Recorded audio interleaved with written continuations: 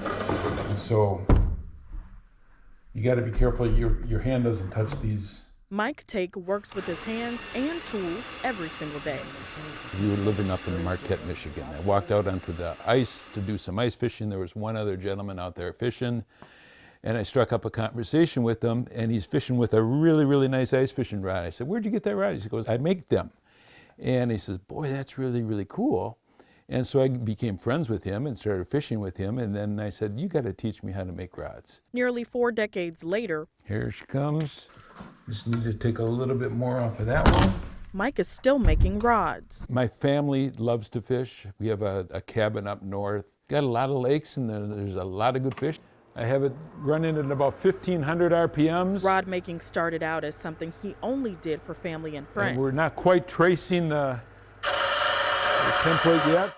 A custom fishing rod made by me is going to be a lot more sound than a mass-produced rod. Most of my handles are Eastern red cedar that I get from a sawmill down in Kentucky.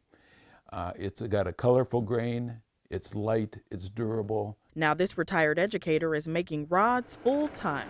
So now I'm going to sand this with 4 different grades of micro mesh sandpaper. Sometimes up to 80 hours a week. I retired from teaching and coaching in 2010. And I thought, okay, I'm going to try and make this hobby a small business. And that's how Yogi Rods was born. Yogi is a nickname that I've had ever since my freshman year of college. I played football at lacrosse. I take this lighter, I heat up the foot. Mike is able to spread his joy for fishing with other anglers through his custom rods. And make sure that it's nice and straight. The first year I built about 75 custom rods, 75 orders. The next year it was about 150. And then it just kept growing and growing and growing.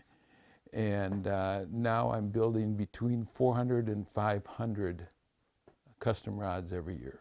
He customizes the details from thread color, style, length, and type of rod to adding names and even quotes. This carriage, for the most part, slides with the thread as it's being applied. Mike hopes to keep things going so he can pass his rod making techniques down to his grandsons. We have 2 grandsons, a 7-year-old and a 5-year-old. I want to keep doing it to see if they might be interested in helping me when they get older. He says while his business is growing, Yogi Rods is more of a passion project for him, keeping him busy and giving him purpose during retirement. I've got a passion for doing this now to make a nice rod that the average person can afford and will really appreciate and be proud to own and to fish with.